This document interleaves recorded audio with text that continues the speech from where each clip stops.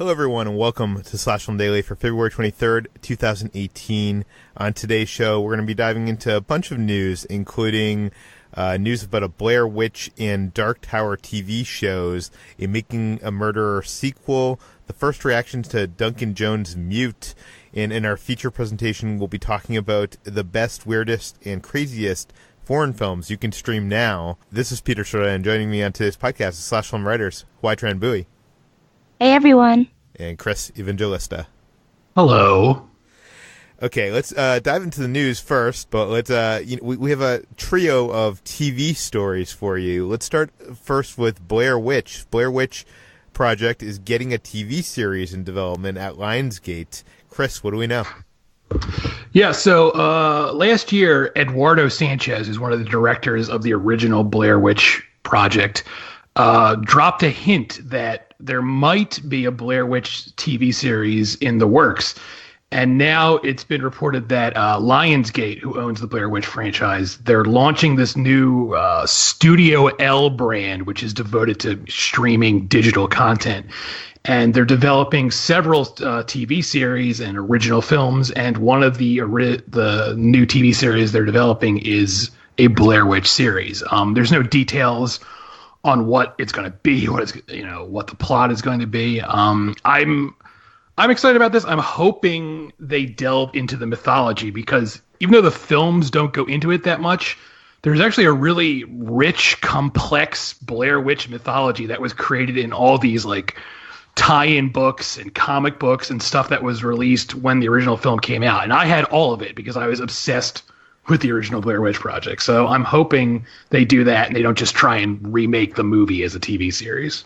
Chris, when the original film came out, they were presenting it as if it was a real thing. There was a real website. There was a documentary on the Sci-Fi channel. Did you believe it was real? No, by the time I saw the film, I knew for a fact it was not real. I can't really remember when I first heard about it, if I did think it was real, but I think I found out pretty quickly it was all, part of the marketing campaign. But that didn't make me like it any less. I loved the original Blair Witch Project. I still do. I know over time it's sort of developed this sort of poor reputation as overrated, but I love it. I remember when the original Blair Witch came out in theaters, and it at first it was only playing at like the small independent theaters. Nowadays, movies are so available, at least in the cities I am in. But I was living in Massachusetts in a town called Natick, and I had to travel to Boston to the Landmark Theater in near Harvard Square. And I remember so excited to see this movie. Online ticketing wasn't a thing at that time. And me and my friends went there, and all the screenings that night were sold out. So we did what anybody would do at that point, and we bought tickets to another movie with plans to sneak into the Blair Witch Project. A movie around the same time. I think the manager kind of knew what we were up to, so he followed us into the theater.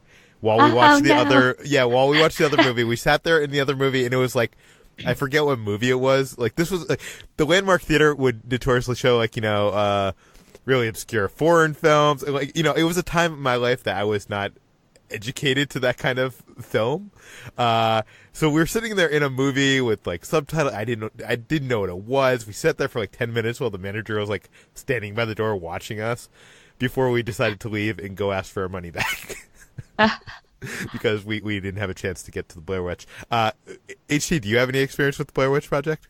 No, I was never really in that sort of the phenomenon that Blair Witch took over for pop culture. I was kind of separated from it. It came out when I was still relatively young and not really keeping up with a lot of movies, much less horror.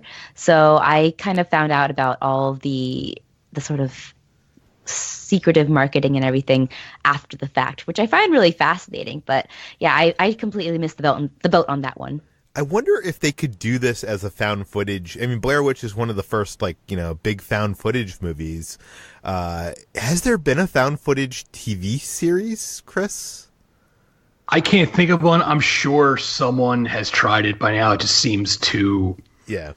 But I can't think of one off the top of my head. And I'm hoping they don't do that. Not that I have anything against found footage, but the new Blair Witch, the Adam Wingard film, that was found footage, and it didn't do anything for me. It feel like it's lost that charm. Like it was perfect for the first movie because at the time, found footage wasn't that big. It wasn't, it was like relatively new. But since then, it's been so overdone that I want them to try something different. Yeah, my problem with found footage is, I like the creative constraints of it, but at times you want to tell the story, and it getting in the way of explaining why someone's recording and why they're cutting the camera at certain moments. It as a person who thinks of the logic behind things, it bothers me quite a bit, because usually they throw that logic out the window for the storytelling, which is, good for the movie, but bad for someone who's like, yeah, why did he put the camera down then? Why are we cutting to this moment? Why is he recording this intimate conversation that he shouldn't be recording? Do you know what I mean? Like, it kind of bothers me. But let's move on to another TV series adaptation, and that is of The Dark Tower. Amazon is going to be making a Dark Tower TV series. This, to me, registers as Amazon is well, Netflix has Stranger Things, Hulu is going to have Castle Rock. We need to get into the Stephen King game. I guess we could do Dark Tower. Chris, you wrote about this for the site. What is going on here? Right. So before the Dark Tower movie came out last year, there were already plans to make a Dark Tower TV series. But after the film did very poorly at the box office and was pretty much critically destroyed, no one liked it, it seemed sort of inevitable that they would just give up on this idea of a Dark Tower TV series. But it's apparently still happening, and now Amazon has the rights to it. Amazon is sort of on this spending spree right now because they want, not just Amazon, but everyone wants their own original streaming content now. That's the future. That's what everyone wants. Netflix they're leading the way this way. Now everyone wants to compete with Netflix. So Amazon, everyone knows by now, Amazon snapped up the rights to a Lord of the Rings series, and they paid a lot of money for that. But because basically they wanted their own Game of Thrones, basically. Right. They want their own Game of Thrones, and they also bought Terry Pratchett's Discworld series, Neil Stephenson's Snow Crash, and The Dark Tower. Now, it's not clear if so basically Westworld and Stranger Things. They basically want to copy what others are doing successfully, but yeah. Right. And The Dark Tower has a very Game of Thrones-ish sort of mythology to it. So this could also just be part of that, Jeff Bezos, the reason he bought the Lord of the Rings series is he literally said he wanted Amazon to have their own Game of Thrones.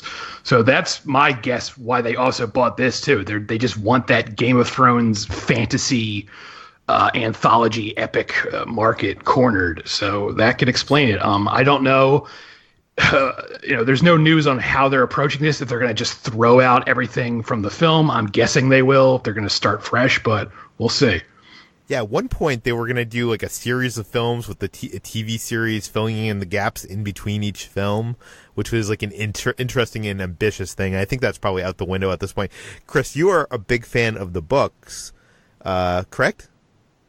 I'm a big fan of Stephen King. I'm not a huge fan of the Dark Tower series. I'm not as big on them as other people, but I love Stephen King in general, though. So is this something you'd be looking forward to? It really depends. I mean, like I said, there's a lot of mythology. There's a lot of cool stuff from the books that could make a cool series, but the books are really, really weird. They're not it's not really mainstream sort of stuff. It's not it's, even though it's sort of like Game of Thrones, it's a lot stranger than that. And I don't know if anyone can really translate it that well. So that's part of the reason why the movie didn't work, is because they tried to make it very mainstream and very accessible to general audiences. And what sort of makes those books interesting is how weird and how they don't appeal to general audiences. So I don't really know how they're going to pull this off, but I'll give anything Stephen King related a chance. So we'll see. HT, did you see the Dark Tower movie? I did, unfortunately. So after seeing that movie, would you be interested in a TV series? I have close to zero interest in a TV series. I read the book too, only the first book, and I did not especially like it. It's kind of sad actually, because I've read several Stephen King books, but for some reason I always just pick up the ones that are the bad ones. So I feel bad because I do like a lot of the movie adaptations of his books. But yeah, The Dark Tower, I have no interest in it. I did not like the book. I did not like the movie. So they could only go up from here, honestly. Well, we'll see how it turns out. And the third in our trio of TV stories is they are making a murderer sequel called Convicting a Murderer. Chris, what do we know about it? Yes, so I feel like everyone watched Making a Murderer. It was huge. It became this sort of like water cooler show where everyone was talking about it for weeks and weeks. But after it came out, the filmmakers and the show in general got a fair share of criticism, saying they manipulated facts, they left a lot of stuff out, they sort of slanted it towards one side to make it seem like, the main subject, Stephen Avery, was a lot more innocent than people say he really was. So there's a new documentary series called Convicting a Murderer, which presents sort of the flip side of that coin. It says, here's what Making a Murderer left out. Here's what you didn't know. Maybe Stephen Avery is guilty.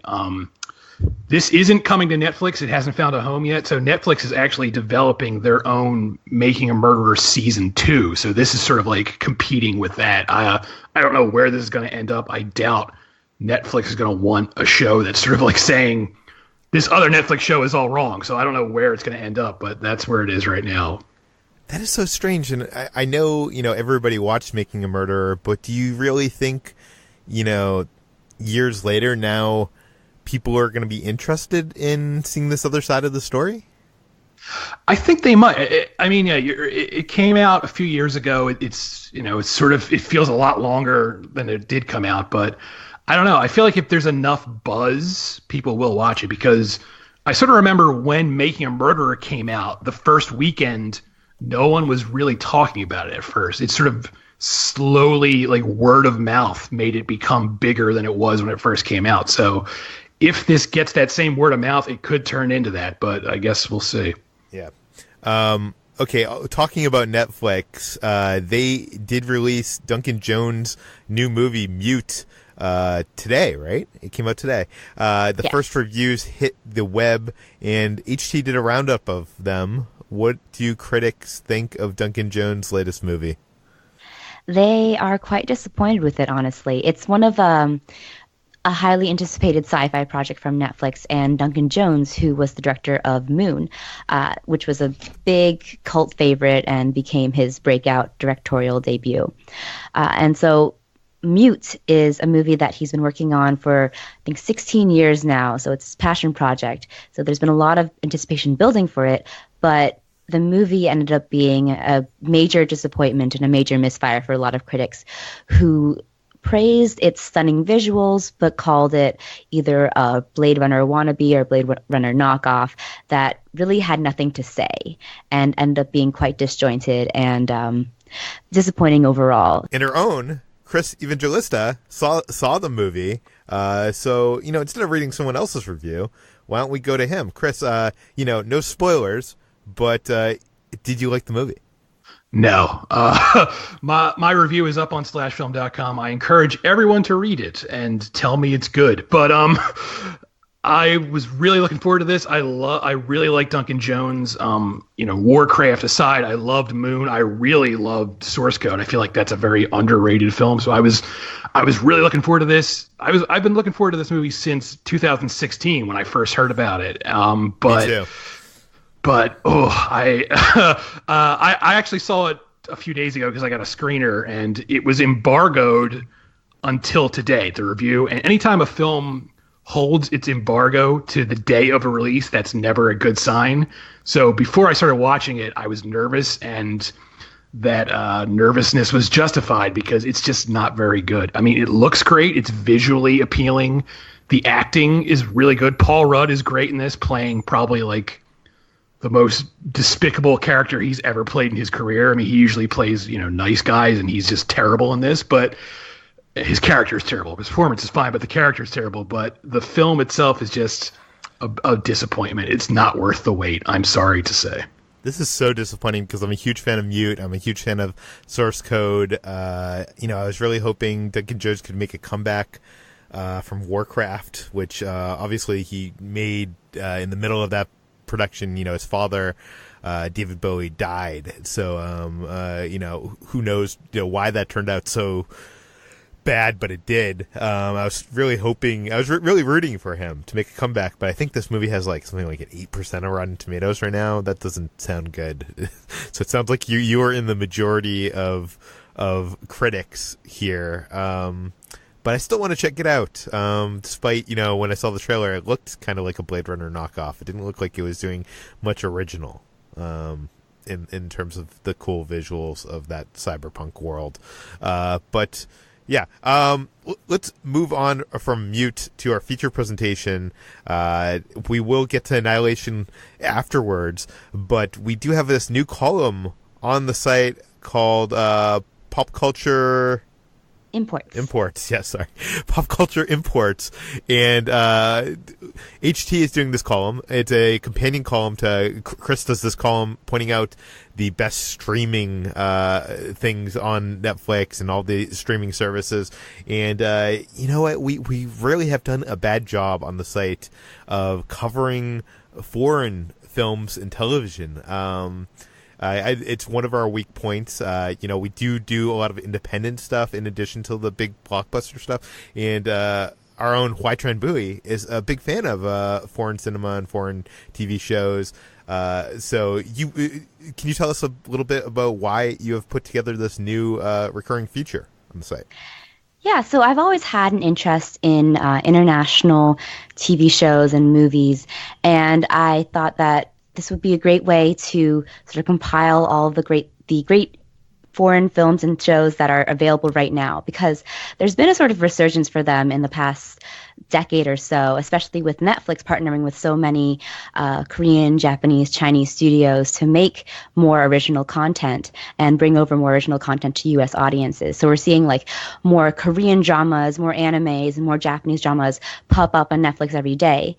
And it's hard sometimes to discern what is actually worth your time and what is not. But I know that a lot of people I know, a lot of my family members, almost exclusively watch Korean dramas or Chinese dramas these days, and which I find really funny, and something that I want to sort of bring together in terms of just sort of boost these really great shows and great movies to a wider audience. And I was going to say, it's really hard when you look at that Netflix screen with all those tiles and, you see actors and directors and then you see this weird, title you don't recognize. It's really weird. It's really hard that I think for general audiences to grasp onto, what should I watch? Yeah, and subtitles aren't everyone's cup of tea, I know, but there are some really fun, really just enjoyable movies. They're not all art house foreign flicks, Yeah, and your column rounds up, I think, 10 different suggestions for this month, and we're going to talk about 5 of them briefly right here. But let's start off with your number 1 choice, which is On Body and Soul. Yes, On Body and Soul is the Hungarian Oscar nominee for Best Foreign Language Film. And it's a sort of slow burn, surreal movie about a romance between 2 co-workers, a autistic, socially awkward woman, Maria, and a wary older man, Andre. And they work at this slaughterhouse and they start sharing this same dream, and they realize they're sharing this dream of 2 deer at a lake. And they start to form a connection through that, and it becomes this really simmering, really cold romance that is kind of awkward to watch at first, and it's very it's also very brutal in a way. It's not something that's quite like a romantic comedy or anything, but it's a really beautiful film and very dreamy and compelling. So I highly recommend it. And also it's a good way to sort of catch up on the foreign language movies before the Oscars hit on March 4th. And Chris, you have also seen this film, right? Yes, I have. It's visually stunning. I had a lot of trouble with it because as HT said, there's a slaughterhouse element, and I'm on this like super vegetarian kick lately. So the minute I saw a slaughterhouse, I was like, I don't know if I want to watch this. But yeah, there are moments there that are so visceral. It will compete with Okja in terms of how unsettling it is. Right. I have this weird thing where, I don't have any trouble with violence against humans in movies. Like, I'm like, whatever. But if I see like an animal hurt in a movie, I get really upset, but because I'm probably crazy. I don't know. But so I did have trouble with that. I don't think you're crazy. I have some friends that will not watch a movie or will turn off a movie or TV show if that happens and not watch it again. And there's actually websites out there, I'm not sure if you know this, Chris, that you can actually look up if any animals die in a movie, like on screen, just in case you want to avoid that kind of thing. Yeah, I'm probably going to have to start using that because I'm getting to that point where if I see something, I'm like, I don't know if I feel like watching that. But beyond that, this is a really good movie. Okay, let's move on to your number 2 choice, HG, and that is Kintaro? Yes, this is a show that I got really excited about after I watched just the first episode. So it's Kintaro, the Sweet Tooth Salaryman. It's a Japanese drama from Netflix. And it's an adaptation of a manga series by the same name. And it's such a bizarre, offbeat show that I kind of couldn't really process what I was watching at first, but I think the closest equivalent I could think of is probably a more ridiculous, more absurd Tampopo, which is a Japanese film about ramen, kind of like the surreal sort of ramen western. It has a lot of the elements of that. So Kintaro, the Sweet Tooth Salaryman, is about a salesman named Kintaro who is obsessed with desserts, and he has this stoic exterior and will refuse to show anyone that he has any emotion above that. But he is obsessed with desserts so much that he creates this blog and goes around and playing hooky during his work days to visit dessert shops and write about them on his blog hyperbolically. So it sounds a little bit silly, but it is, but it's just like every time he eats a dessert, for example, he will have this face that is akin to someone having an orgasm, and then it will suddenly enter this surreal dreamland where he gets doused with either syrup or his head turns into a melon, and he starts like trading swords with some like woman who has a head of a strawberry or something. It's ridiculous and it's so fun. And you also I highly recommend this one. Yeah, you also compare this to Amelie and Chocolate. I don't know. It's just so funny that this is what is being made on Japanese television. Like, it just seems like something that would never be made for American audiences. And yeah. I'm not surprised at all, actually, because growing up watching a lot of Japanese dramas, a lot of them are quite over the top because they are adaptations of manga or anime. So they have that similar sort of zippy, weird style that anime has, and it's definitely nothing you'll ever see on American TV. Okay, let's talk about your number 3 choice. That's Human Flow. That's a Chinese film, actually. Yes, it's a documentary by Ai Weiwei, who is a artist with really political leanings. So this is a documentary about the global refugee crisis spurred on by the sort of the many wars that are taking place in the Middle East, and all the refugees who are flooding to Europe and which is starting to sort of close its borders down to these countless refugees trying to make a new home for themselves. And it's a stirring, really devastating documentary that is incredibly hard to watch, and it's 2.5 hours long, so it's even harder to watch for that, but it's something that I highly recommend. It's so beautiful to see, and it's something that really galvanizes you to try to take action. And Ai Weiwei too, he kind of starts off as sort of a fly on the wall, but towards the end of the documentary he starts becoming more active, and it shows that he kind of is trying to take a larger part in this too.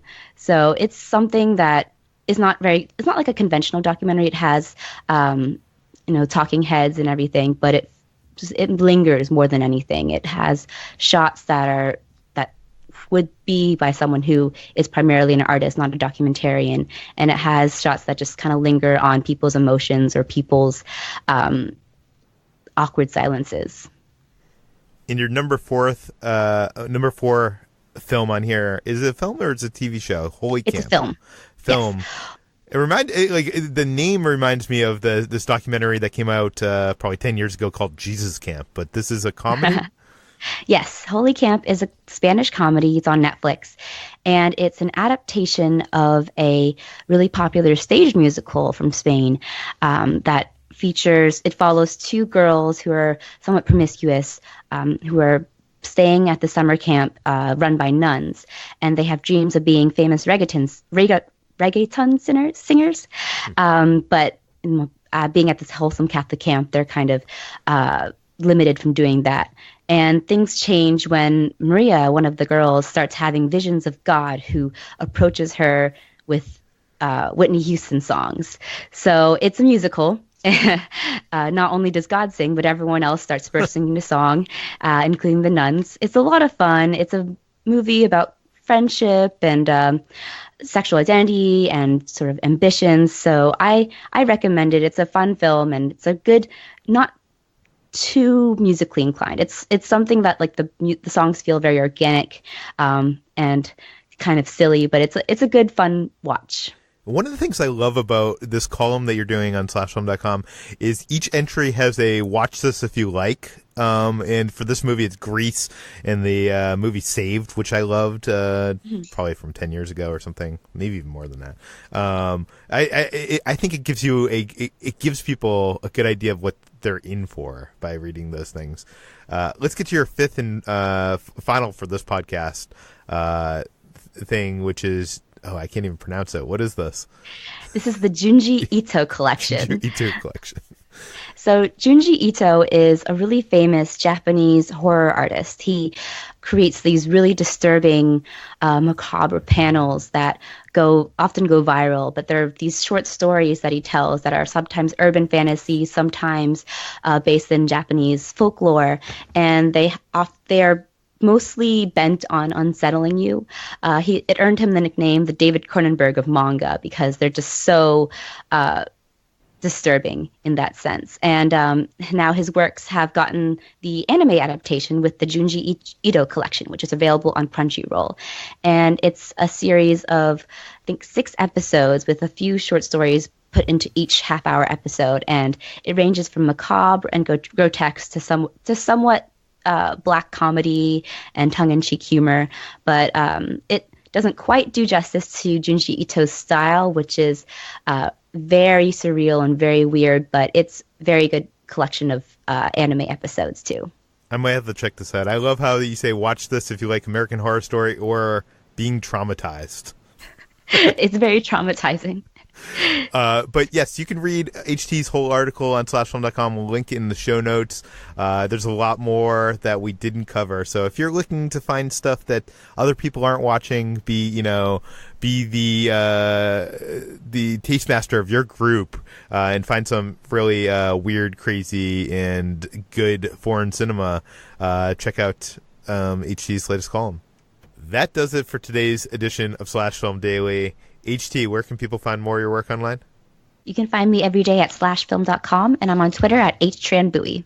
Chris, where can people find you? I am also at slashfilm.com, and I'm on Twitter at Evangelista413. You can find me at slashfilm.com and at slashfilm on Twitter. You can find this podcast published every weekday on iTunes, Google Play, Overcast, all the popular podcast apps.